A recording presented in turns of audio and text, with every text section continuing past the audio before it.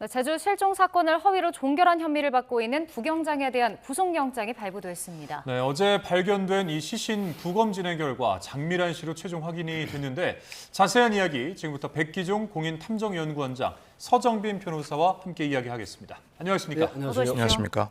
네, 일단 제주 한림읍에서 발견된 시신이 결국 이 장미란 씨로 최종 확인이 됐습니다. 일단은 지문이 사라진 상태이기도 하고 그래서 치아 감정 결과 이제 신원이 확인된 건데 뭐 외상의 흔적은 파악하기 어렵다고 봐야 되는 걸까요? 보통 변사 사건은 특히 이제 여름 같은 경우는 그 기온이 높잖아요. 네. 하기 때문에 일주일 정도 되면 굉장히 진행이 빠르게 시작이 됩니다. 그리고 이제 뭐 방송에서 적절하게 말하지 못하는 그런 이제 벌레들이 굉장히 많이 들끓는 상황이거든요. 그렇기 때문에 지금 장미란 씨 같은 경우는 치의학 계통에 이 치아가 동일하다로 밝혀졌는데 지문은 당연히 소실이 되죠. 네. 이제 그렇게 하고 또 이제 그 정확한 그 감식 결과는 한 2주 정도 걸리거든요, 보통. 그런데 지금 그 휴대폰의 포렌식이라든가 그다음에 이제 DNA를 채집을 해서 이게 좀 더 정확한 그런 본인인가를 좀 더 확인하고 그리고 나서 전체적인 맥락에서 이 외상 흔적은 확인할 수 없지만 좀 더 세밀한 그런 그 국립과학수사연구원의 이 감정 결과가 나오면 좀 더 명확한 그런 사인을 알 수 있을 걸로 그렇게 분석이 됩니다. 예, 뭐 앞서 경찰에서는 이제 시신을 발견한 지 얼마 지나지 않아서 범죄 혐의점이 좀 낮다 이제 이렇게 판단을 했단 말이죠. 그러니까 그 당시 때는 이제 부검 진행 전이었는데 그런 이제 사인을 어떻게 보면 이제 단정을 한 건데 이게 좀 시점으로 빠르지는 않았나 이런 생각이 좀 들더라고요. 앵커께서는 그렇게 생각을 하고 또 일반적으로 그런 생각을 많이 하실 수 있습니다. 하지만 수사를 오래 해본 또 그 국립과학수사연구소뿐만이 아니라 현장 감식을 하는 이 과학수사팀이라는 게 있고 또 저도 이제 그 일선에 있을 때 그 강력 파티에서 변사 사건을 굉장히 많이 봤거든요. 그럼 현장에 보면 가장 먼저 뭘 보냐면 그 목매물로 추정이 될 때 과연 저항은이나 반항은이 있었나. 그리고 제3의 흔적, 소위 말하면 발자국이라든가 제3자의 어떤 흔적들이 있나. 이제 이런 부분들이 굉장히 눈에 들어오거든요. 그렇게 하고 그다음에 그 피해자의 휴대하고 있는 뭐 금팔찌라든가 또 가락지라든가 반지 이런 부분들이 모두 사라지지 않는 상태에서 이 온전하게 그렇게 보존돼 있는 이런 상황으로 봐서 제3자의 범행은 타살 혐의점이 없다라고 하는 부분은 쉽게 이제 판단이 되죠. 하지만 그럼에도 불구하고 어떤 경우가 있느냐면 현장을 굉장히 위장을 하는 경우가 있어요. 만약에 치밀한 그 계획범행을 했다라고 하면 네. 그래서 이런 부분에 있어서는 좀 더 정확한 국립과학수사 연구나 그다음에 디지털 포렌식 그리고 여러 가지 그 형태의 종합적인 수사 결과로 이걸 결과를 봐야 되고 미리서부터 예단을 해서 타살 혐의점은 없다라고 하는 부분은 조금 섣부른 그런 의견이다 이렇게 볼 수 있습니다. 근데 그러면 이제 백고라가 된 상황에서도 부검을 통한다라면은 이 타살 혐의점 이런 것들에 대한 흔적들이 있는 건가요? 사실 백고라고 완전히 진행이 돼버리면 거의 알 수가 없죠. 우리가 예전에 보면 2014년도 유병원 사건 아시지 않습니까? 그 세모 유병원 예. 사건. 이때도 이제 순천 매실밭에서 발견될 때 사실 국립과학수사연구원의 이 부검 결과가 쉽게 나오지 않은 이런 사인 불명이 나오거든요.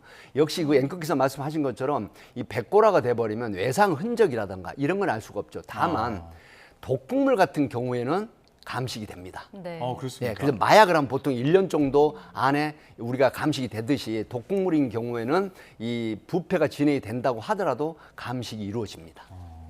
그렇군요. 근데 이제 장 씨 남자친구 같은 경우는 이제 목숨을 끊을 만큼 뭐 힘든 일은 없었다. 그리고 유서가 없었다라는 점을 봤을 때는 아직까지는 좀 죽음에 대한 의문이 남지 않나 싶긴 한데 어떻게 보십니까? 네, 그렇습니다. 많은 경우 그러니까 극단적인 선택을 해서 사망을 하게 될 경우에는 유서라든가 혹은 자신의 죽음을 좀 암시한 듯한 그런 메시지들을 가까운 사람들에게 남기는 경우도 많이 있습니다. 또 특히 뭐 지인들 입장에서는 그러한 징후가 미리 있었다라고 한다면 관련해서도 그런 진술들이 상당히 중요한 자료가 될 수도 있고요. 그런데 지금 장미란 씨 같은 경우에는 뭐 남자친구의 입을 빌려서 얘기를 하자면은 그렇게 극단적인 선택을 할 만한 사항이 아니었다라고 얘기를 하고 있는 것이고 또 유서와 같은 그런 메시지가 확인이 되지 않기 때문에 결국에는 이런 의문들이 아직까지 남아 있는 사항인 것 같습니다. 다만 이제 뭐 주변 사람들이 잘 알지 못하는 개인적인 사정이 있을 수도 있는 거고 또 한편으로는 뭐 가까운 사람들에게 특정한 메시지를 남기지 않고서도 극단적인 선택을 하는 경우들이 없는 것은 아니기 때문에 때문에 결국에는 이러한 정황들도 무척 중요하긴 하지만 이후의 수사 과정에서 이것이 타살인지 혹은 자의적인 선택에 의한 결과인지를 좀 따져봐야 될 것 같습니다. 이 CCTV 자료가 남아있지 않은 상태인데 그렇게 되면 이제 정확한 사망 경위 어떻게 파악할 수 있을까요? 우선 앞서 원장님께서 또 설명을 좀 해주셨는데 일단은 부검 결과를 기다려 봐야 되는 상황으로 보입니다. 시신의 부패 정도가 어느 정도까지 진행됐는지는 알 수는 없지만은 상당 부분 부패가 됐을 거라고 보이긴 하지만 예컨대 현 상황에서도 그런 외부의 힘에 의해서 뭔가 파손된 부분이 있다라고 한다면 그런 점들은 또 부검을 통해서 확인될 수가 있는 것이고 그밖에 약물이나 독극물이 사용됐다라고 한다면 그런 내용도 나오게 될 걸로 보입니다. 그렇다면은 결국에는 이게 외부에 의한 그런 타살인지 혹은 그 사인이 스스로의 선택인지 이것 정도는 어느 정도까지는 좀 확인할 수 있는 진단이 나오지 않을까라고 생각이 들고 이제 그것 말고도 현장에 대한 면밀한 조사 역시도 사고의 경위, 이 사안의 경위를 판단하는데 무척 중요할 걸로 보입니다. 이제 목매사라고 한다면 그때 사용됐던 도구라든가 혹은 당시에 장미란 씨가 또 입고 있던 그런 옷에 대해서도 그런 흔적이 있는지 혹은 외부에 그런 힘이 개입된 흔적이 있는지 이런 것들도 당연히 따져볼 거고요. 그밖에 장미란 씨가 당시에 있었던 통화라든가 혹은 기타 메시지나 혹은 그밖에 금융관계, 대인관계 이런 부분까지도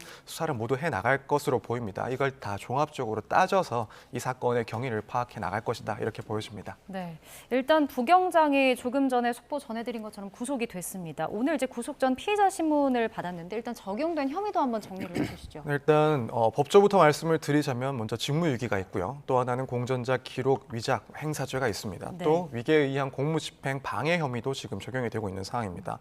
직무유기 같은 경우에는 실종 신고를 받은 경찰 담당자로서 필요한 그런 절차들을 해야 되는데 그런 절차들을 진행하지 않았다라는 겁니다. 그래서 구체적으로는 장 씨와 연락한 사실이 없는데도 불구하고 가족들에게는 거짓말을 하고 나아가서는 기록들을 다 허위로 입력을 한 그런 내용들입니다. 동시에 이 부분은 전상상의 사실과 다른 내용들을 입력을 했다라고 의혹이 제기되고 있는 상황이기 때문에 공전자 관련 범죄가 성립을 하는 거고 이 전체적인 행위 자체가 결국 장미란 씨에 대한 실종자 수색에 대한 그런 업무들을 위기로 방해한 그런 혐의에도 포함이 됩니다. 그래서 이 세 가지 혐의점이 지금 적용되고 있는 상황입니다. 일단은 1년 5개월 사이에 이 부경장이 처리한 실종 사건이 298건에 달한다고 하더라고요. 전수조사를 했는데 여튼 추가적으로 정황이 또 드러나게 되면은 추후에 이 형량 같은 데 영향을 주게 되는 거겠죠?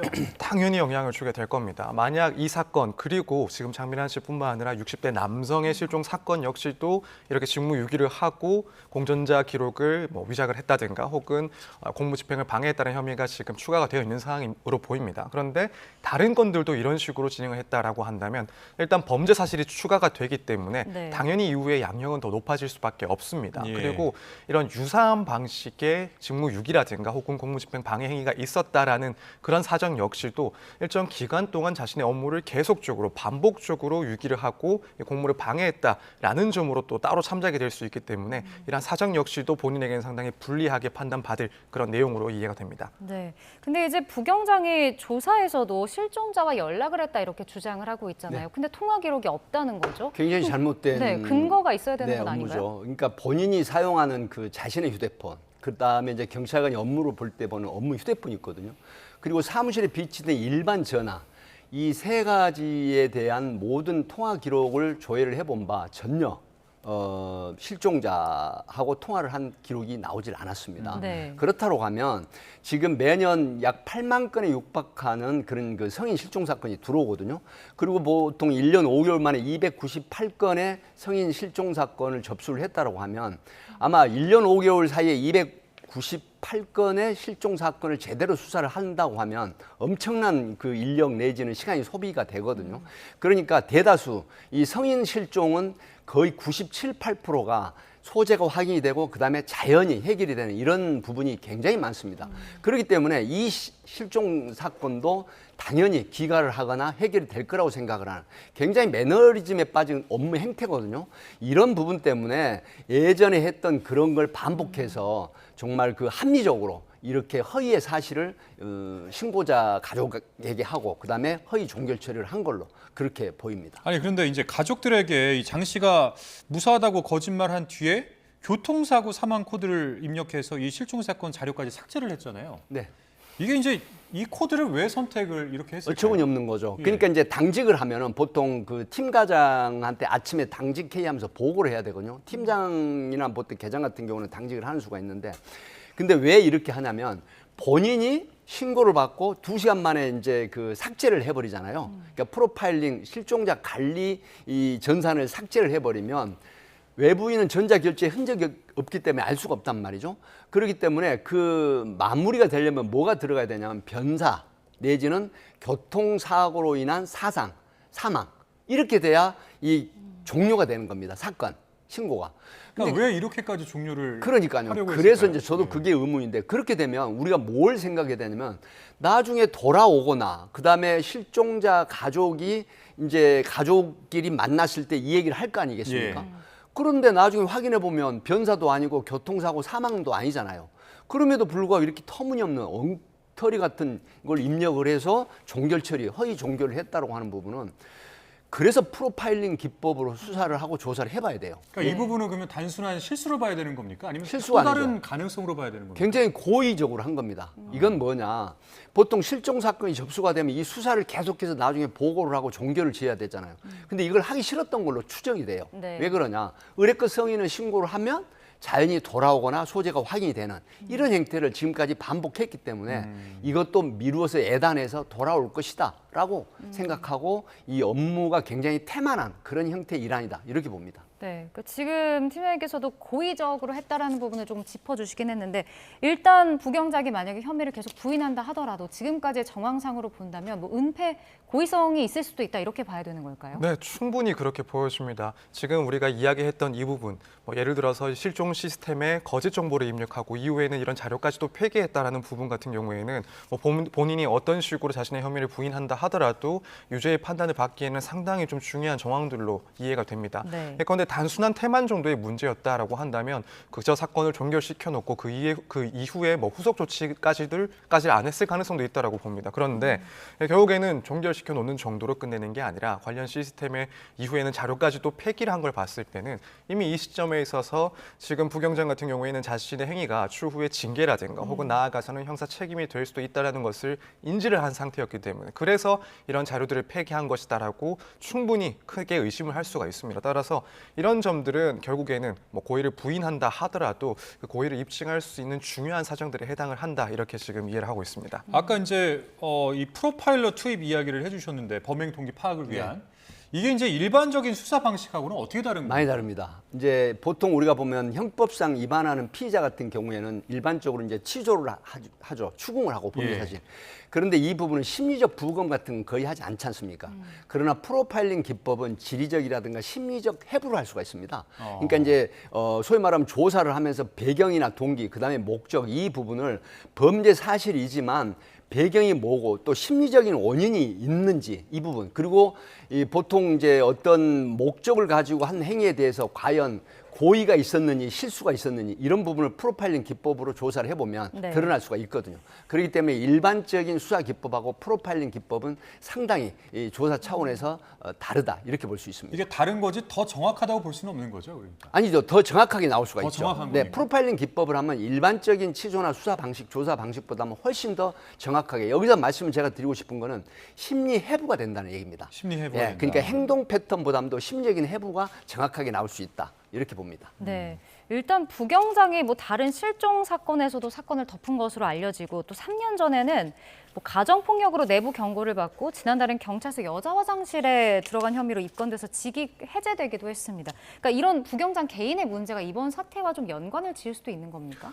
저는 그 동기를 파악하는 데 있어서 이런 사정 역시도 좀 고려가 될 수 있다라고 생각이 듭니다. 사실 뭐 지금까지 보도 내용을 봤을 때 자신의 업무를 이런 식으로까지 은폐했어야 되는 그런 동기가 무엇인지 여기에 대해서는 뭐 저를 포함해서 많은 분들께서는 상당한 의문을 가졌습니다. 이게 네. 단순한 직무 태만이라고 보기에는 너무 더 반복적이고 또 정말 좀 문제가 될 수 있는 확정적인 고의를 가진 악의적인 은폐라고 보였기 때문에 이게 과연 직무 태만 말고 다른 이유가 있는 것 아닌가 계속해서 의문이 제기되고 있는 상황이고, 마찬가지로 이제 뭐 프로파일링 통해서 이런 내용들이 확인이 되긴 하겠지만 말씀하신 것처럼 이런 개인적인 사정이 상당히 영향을 줬을 가능성 충분히 있다라고 보입니다.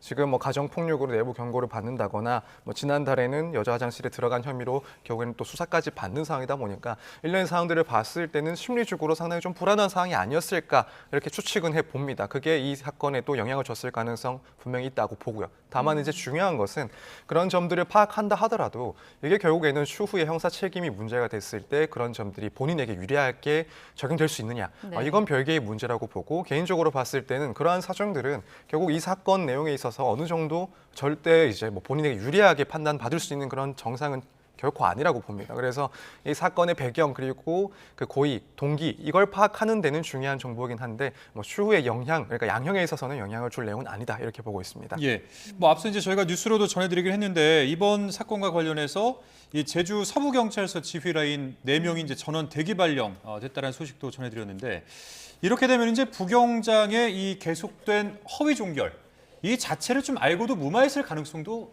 있어 보이십니까? 일단 지금 경찰에서는 완전히 그런 가능성을 배제하고 있지 않기 때문에 이렇게 이제 감찰을 진행하고 있는 상황으로 이해가 됩니다.